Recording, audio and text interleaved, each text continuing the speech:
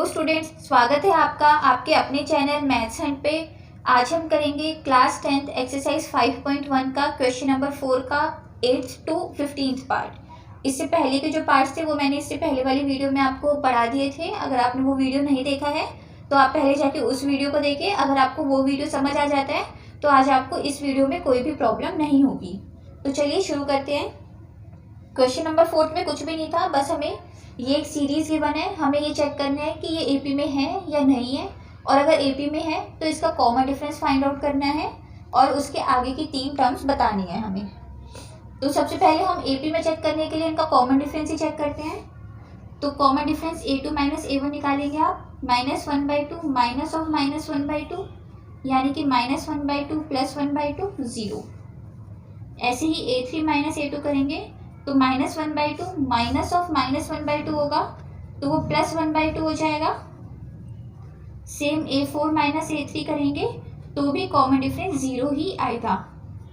और अगर common difference तीनों में सेम है तो इसका मतलब है कि ये टर्म AP में है, तो आप इसकी आगे की 3 टर्म्स निकाल दीजिए। a5 होगा a4 plus d, -1/2 plus 0 equal to -1/2।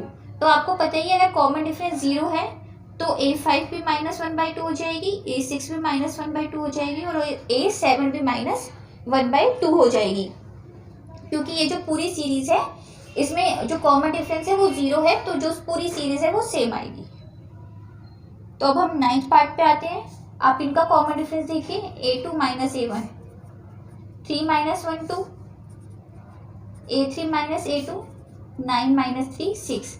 तो यहाँ पर जो कॉमन डिफरेंस है वो सेम नहीं है, तो आप लिख सकते हैं this does not form an AP.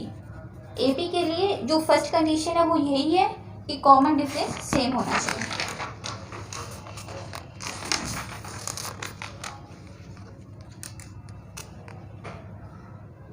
अब हम आते हैं इसके 10th पार्ट पे। ये है a 2a 3a 4a। तो आप देखिए यहाँ पर दिख ही रहा है कि कॉमन डिफरेंस सेम है, लेकिन फिर भी आपको पूरा करके दिखाना है। ऐसा नहीं है कि अगर आपने मेंटली कैलकुलेशन कर ली तो आप ये जो चीज़ें मैं लिख के दिखा रही हूँ आपको, आप ये नहीं लिख के दिखाएंगे। आपको एग्जाम में ये सब लिखना होगा, तभी आपको फुल मार्क्स मिलेंगे।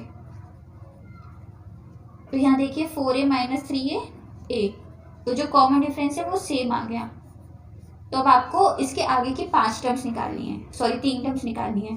तो a5 क्या हो जाएगा, a4 plus d, 4a plus a 5a, a6 हो जाएगा a5 plus d, 5a plus a 6a, a7 हो जाएगा a6 प्लस d, तो 6a प्लस a 7a। ये आपकी 3 टर्म्स आ गई। अब हम आते हैं 11th पार्ट पे।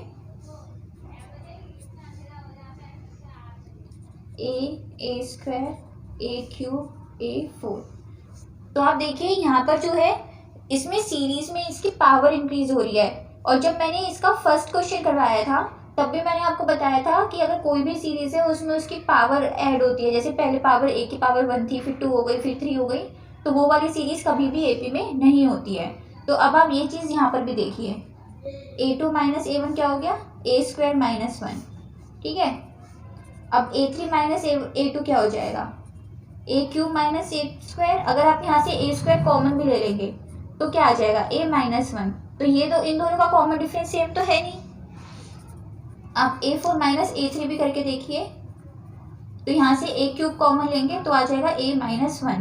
तो देखिए यहाँ a माइनस 1 तो चलो कॉमन है, लेकिन ये a स्क्वायर हो गया और ये a3 हो गया, और ये a स्क्वायर माइनस a हो गया। यहाँ से भी a कॉमन लिया तो a माइनस 1, तो ये कॉमन डिफरेंस सेम नहीं आ रहा। और यही चीज़ मैं आपको क्वेश्चन नंबर 1 में भी समझाने की कोशिश कर रही थी कि अगर जो इनकी पावर है, पावर ऐड होती है किसी भी सीरीज में, तो वो सीरीज कभी भी एपी में नहीं होती है।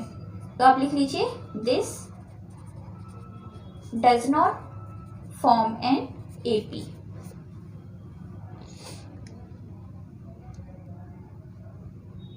अब हम आते हैं 12th पार्ट पे।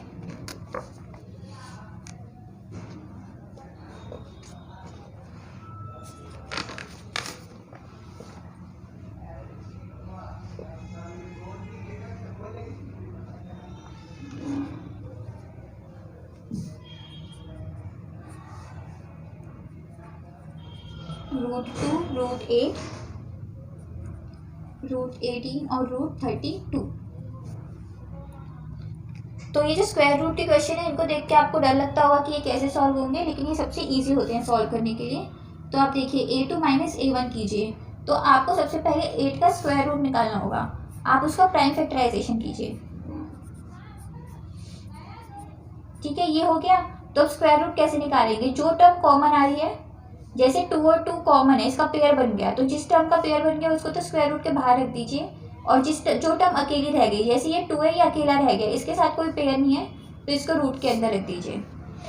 तो अब A2 क्या हो गया? √8 माइनस 2, √2, और √8 क्या लिख दिया हमने? 2√2 माइनस √2 इज इक्वल टू √2।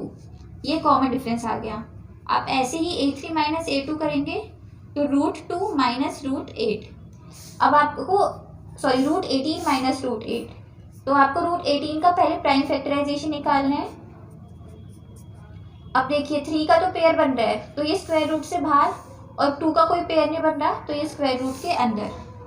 तो 3√2 और √8 का हमने अभी निकाला था 2√2 इज इक्वल टू √2। ये भी कॉमन डिफरेंस √2 आ गया। अब ऐसे ही आप A4 माइनस A3 निकालिए, √32 माइनस √18। तो 32 का आप प्राइम फैक्टराइजेशन कीजिए।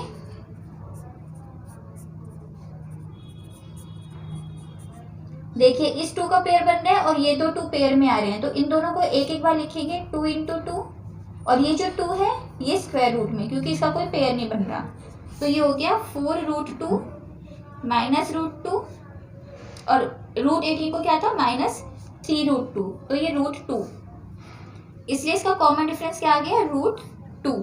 अब आपको इसकी आगे की 3 टर्म्स निकालनी है, तो A5 क्या हो जाएगा? A4 plus D। A4 है आपका √32, यानी कि 4√2 प्लस √2, तो ये हो गया 5√2। A6 कितना है? A5 प्लस D, 5√2 प्लस √2, 6√2, और A7 है आपका A6 प्लस D, तो 6√2 प्लस √2 इक्वल टू 7√2। तो ये मैंने इस टर्म में लिख दिया, लेकिन अगर यहाँ पर आपकी जो सीरीज है वो ऐसे है कि पूरी की पूरी टर्म ही स्क्वायर रूट के अंदर है, तो आप इसको कैसे सॉल्व करेंगे? 5 स्क्वायर रूट के बाहर है, तो 5 का स्क्वायर कर दीजिए, 5 से 25, और एक बार 2 मल्टीप्लाई कर दीजिए 50, तो √50। ऐसे ही 6√2 का स्क्वायर करना है आपको, तो आप कर सकते हैं आराम से। 6 6 36, 36 × 2 72, तो 72 अंडर रूट में आ जाएगा। ऐसे इसका 7 का स्क्वायर इंटू 2, 49 × 2 98।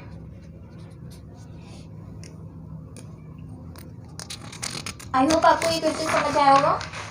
थोड़ा लेंथी हो गया है, लेकिन अगर आपकी प्रैक्टिस है तो आपको आप इसे इजीली सॉल्व कर सकते हैं। तो अब है हमारा 13 पार्ट।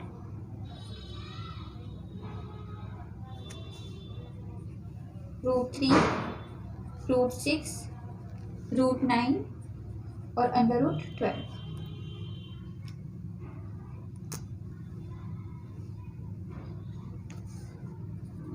A2 माइनस A1 निकालिए आप, √6 माइनस √3।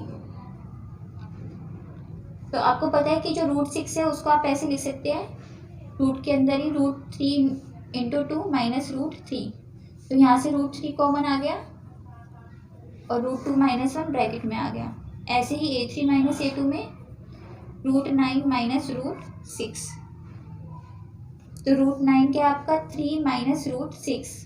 अब आप 3 को क्या लिख सकते हैं? √3 × √3, और 6 में भी यहाँ पर √3 × √2 है, तो √3 तो कॉमन आ जाएगा, और यहाँ क्या बचेगा? √3 माइनस √2, और ये कॉमन डिफरेंस सेम नहीं है, तो आप ये बोल सकते हैं कि ये AP में नहीं है।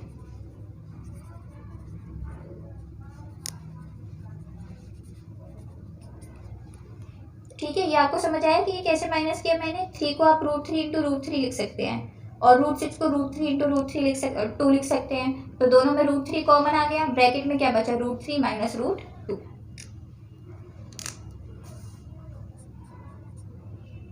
अभी 14th पार्ट है। 1 स्क्वायर, 3 स्क्वायर, 5 स्क्वायर, 7 का स्क्वायर। तो सीरीज देखिए कैसे बना सकते हैं आप। 3 3 ज़ा 9, 5 5 ज़ा 25, 7 7 ज़ा 49। तो A2 माइनस A1 कीजिए, 9 माइनस 1 8, A3 माइनस A1 कीजिए, 25 माइनस 9 16। तो यहाँ देखिए कॉमन डिफरेंस सेम नहीं है, तो लिख दीजिए this does not form an AP।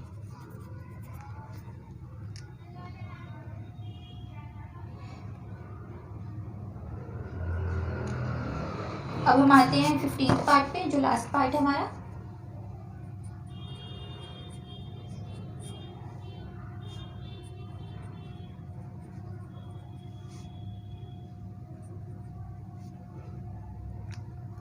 तो यहाँ पर आप पहले कंफ्यूज हो जाएंगे कि ये स्क्वायर की टर्म है, फिर ये नॉर्मल टर्म दे दी। तो जो स्क्वायर की टर्म है आप उसका स्क्वायर ओपन कर दीजिए। 1 स्क्वायर 1, 5 स्क्वायर 25, 7 स्क्वायर 49, 73।